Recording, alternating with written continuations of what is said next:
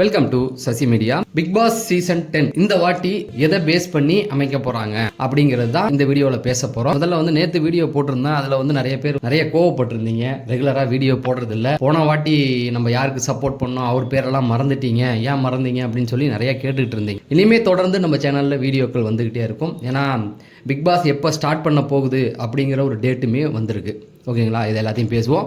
முதல்ல சப்ஸ்கிரைப் பண்ணிடுங்க. சப்ஸ்கிரைப் பண்ணாமல் பார்க்குறீங்க நிறைய பேர், சப்ஸ்கிரைப் பண்ணிடுங்க. ஏன்னா நீங்கள் சப்ஸ்கிரைப் பண்ணால் தான் இந்த வாட்டி பிக் பாஸில் நிறைய ஐடியாஸ்லாம் நம்ம வச்சுருக்கோம். முக்கியமாக பார்த்தீங்க அப்படின்னா நம்ம தான் விடிய விடிய வீடியோக்கள் போடுவோம்.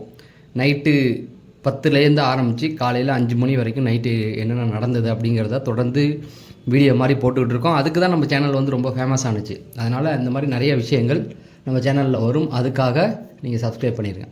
ஃபஸ்ட்டு எடுத்தோன்னே பிக் பாஸ் வந்து இந்த வாட்டி செப்டம்பரில் ஆரம்பிக்க போகுதுன்னு போன வீடியோவில் சொல்லியிருந்தேன். செகண்ட் வீக்கில் கன்ஃபார்மாக ஆரம்பிச்சிருவாங்க அப்படிங்கிற மாதிரி தான் எல்லாருமே சொல்லிக்கிட்டு இருக்காங்க. இதுக்கு ரீசன் என்ன அப்படின்னு பார்த்தீங்கன்னா, கிறிஸ்மஸ் வருது இல்லையா, கிறிஸ்மஸ், நியூ இயர், பொங்கல், இது எதையுமே நம்மளால் செலிப்ரேட் பண்ண முடியல அப்படிங்கிறது தான். கமல் சார் இருக்கும்போது ஜூலையில் ஸ்டார்ட் பண்ணப்போ அதெல்லாம் ஈஸியாக இருந்தது. அப்புறம் அந்த கோவிடில் தான் அப்படியே மாற்றினாங்க. இது என்ன ஆச்சுன்னா இன்னொரு வருஷத்துக்கு கனெக்ட் ஆகுது. அதெல்லாம் வேண்டாமே. இப்போ நீங்கள் இது பார்த்தீங்கன்னா தெலுங்குலாம் பார்த்தீங்கன்னா முன்னாடியே வந்துடும். அந்த மாதிரியே கொண்டு போகலாம் அப்படிங்கிறது தான். ஆனால் என்னென்னா இந்த வாட்டி வந்து இந்தியா முழுக்க ஒரே டேட்டில் ஸ்டார்ட் பண்ண போகிறதா சொல்கிறாங்க. அது எந்த அளவுக்கு உண்மைன்னு எனக்கு தெரியல. ஆனால் தெலுங்கோடு சேர்த்து ஸ்டார்ட் பண்ண போகிறதா கன்ஃபார்மாக சொல்லிட்டாங்க. அந்த பக்கம் பார்த்திங்கன்னா மலையாளத்துக்கும் ப்ரோமோ வந்திருக்கு, அதை பற்றி அப்புறமா பேசுவோம். இந்த பக்கம் பார்த்திங்கன்னா ஹிந்தியும் ஒரே டைமில் ஸ்டார்ட் ஆக போகுது அப்படிங்கிற மாதிரி சொல்கிறாங்க. ஹிந்தியோடைய நிலைமை ரொம்ப மோசம். அதை இன்னொரு வீடியோவில் நம்ம பேசலாம். ஸோ எதுக்கு சொல்கிறேன் அப்படின்னு பார்த்தீங்கன்னா, இதெல்லாம் ஒரே டைமில் ஸ்டார்ட் ஆக போகுது அப்படிங்கிற மாதிரி தான் சொல்கிறாங்க. அப்படி ஸ்டார்ட் ஆனாலும் நமக்கு எந்த ஒரு விஷயமும் இல்லை. ஏன்னா இந்த சீசனை பொறுத்த வரைக்கும் கிறிஸ்மஸ்க்கு முன்னாடியே முடிக்கிற மாதிரி பிளான் போட்டிருக்கதா சொல்கிறாங்க. ரைட். இதில் காமன் மேன் ஷோ ஒன்று சொல்லியிருக்காங்க இல்லையா, அந்த காமன் மேன் ஷோவில் ஒருத்தர் வந்து செலக்ட் பண்ணோம், அது ஒரு தனியாக இது போடுவாங்கன்றது கண்டிப்பாக வந்து அடுத்த ஆகஸ்ட் ஃபஸ்ட் வீக்கில் அதை ஆரம்பிச்சிருவதா சொல்கிறாங்க. ஆகஸ்ட் ஃபஸ்ட் வீக்கில் அந்த அக்னி பரீட்சை இருக்கு இல்லையா, காமன் மேன் ஷோவுக்கான அந்த யாரை செலக்ட் பண்ண போகிறாங்க அப்படிங்கிறது அடுத்த மாதமே தொடங்கிடும். அப்போ அடுத்த மாதம் தொடங்கி அது கரெக்டாக ஒரு 6 வாரம் போகிற மாதிரி பண்ணிவிட்டு அதுக்கப்புறம் அப்படியே வந்து பிக் பாஸை ஸ்டார்ட் பண்ண போகிறதா சொல்கிறாங்க. இதில் நீங்கள் இன்னொரு விஷயம் புரிஞ்சுக்கணும். இப்போ செகண்ட் ஷோ ஒன்று செகண்ட் லெவன் கூட ஒரு இது போயிட்டுருக்குது. அதுவும் நல்லா போகுது. என்ன நிறைய பேர் ரிவ்யூ பண்ண சொன்னாங்க. பட் நமக்கு அதெல்லாம் டைம் இல்லை ப்ரோ. அதெல்லாம் பண்ணோம்னா நம்ம சேனல் வந்து ஃபேஸ் காட்டாமல் போடுறோம்ல, ஏதாவது ரிஸ்க் வரதுக்கு வாய்ப்பு இருக்குது. நம்ம பிக் பாஸ்லேயே மீட் பண்ணிக்கலாம். சரி, இப்போ அக்னி பரீட்சா வந்து அதான் காமன் மேன் ஷோவுக்கான அந்த இன்டர்வியூ மாதிரி வைப்பாங்க இல்லையா, அது வந்து ஒரு மாதம் நடக்க போகுது. இது இல்லாமல் நமக்குன்னு ஒரு 22 பேர் 30 பேர் செலக்ட் பண்ணுவாங்க இல்லையா, அவங்களும் பார்த்தீங்கன்னா இந்த வாட்டி வெயிட்டான ஆள் தான் அப்படின்ற மாதிரி சொல்கிறாங்க. எல்லாருமே அப்படி தான் இருக்காங்க. வரவங்களெல்லாம் நம்ம பார்க்கும்போது இவங்க இப்படி ஒன்று பண்ணிடுவாங்க, அப்படி பண்ணுவாங்கன்னு நம்ம நம்பிக்கை வைக்கிறோம். அங்கே சில விஷயங்கள் எடுபடாமல் போயிடுது. வரவனுங்க நம்மளை வந்து அப்படியே இருந்துடுறாங்க. சில மிச்சர்களும் இருக்குது, அவங்கள வச்சு அப்படியே ஒப்பேற்றுறது, இந்த மாதிரியான விஷயங்களை அவங்க தொடர்ந்து பண்ணிக்கிட்டு தான் இருக்காங்க சேனல். அதாவது கண்டென்ட் கொடுக்கல அப்படின்னா தூக்கி அடிக்கணும். இப்போ ஐபிஎல்லை பொறுத்த வரைக்கும் எப்படி அக்ரிமெண்ட்னு வச்சிங்களேன், நீ அடிக்கலைன்னா உனக்கு பேமெண்ட்டில் பாதி கம்மி பண்ணிடுவோன்ருவான். அந்த மாதிரி தான் பேசின அமௌண்ட்டில் நீ ஒழுங்காக கண்டென்ட் கொடுக்கலன்னா உனக்கு பேமெண்ட் கம்மிடான்ட்டோம்னாவே சில பேர் பண்ணுவானுங்க. அந்த மாதிரிலாம் இவனுங்க பண்ண மாட்டுறானுங்க அப்படிங்கிறது தான். சரி, இது இந்த சீசனை பொறுத்த வரைக்கும் அதே செலிப்ரிட்டி அப்படிங்கிற போர்வையில் இன்ஸ்டா ப்ராப்ளம், இந்த பக்கம் பார்த்தீங்கன்னா யூடியூப் ப்ராப்ளம், இவங்க தான் வரப்போகிறாங்க. வேறு யாருமே இல்லை. சீரியல்லேருந்து 1-2 பேர் வரத்துக்கு வாய்ப்பு இருக்குது அப்படிங்கிற மாதிரி சொல்கிறாங்க. அவ்வளோதானே தவிர இதுலேருந்து தான் ஒரு காமன் மேனும் வரப்போகிறாங்க. அவ்வளோதான். அந்த காமன் மேன் யாருன்னா பலரால் அறியப்படாத ஒரு செலிப்ரிட்டியாக இருப்பாங்க. அதாவது சோஷியல் மீடியாவில் ஃபேமஸாக இருக்கிறவங்க, அவ்வளோதான். மற்றபடி பெருசாக யாரும் வரப்போகிறது இல்லை. அந்த மாதிரி தான் நமக்கு செய்தி வந்துக்கிட்டு இருக்குது. சரி, அது ஒரு பக்கம் இருக்கட்டும். இந்த வாட்டி எதை பேஸ் பண்ணி இருக்க போகுது அப்படின்றது தான்.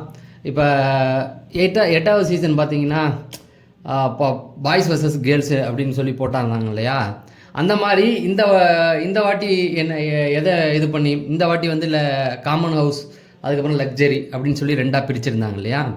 இப்போ இந்த வாட்டி அரசியலை பேஸ் பண்ணி இருக்க போகுது அப்படிங்கிற மாதிரி சொல்கிறாங்க. அரசியலை பேஸ் பண்ணி என்னங்க வர முடியும் அப்படின்னு பார்த்தீங்கன்னா நிறைய விஷயங்கள் பண்ணலாம்.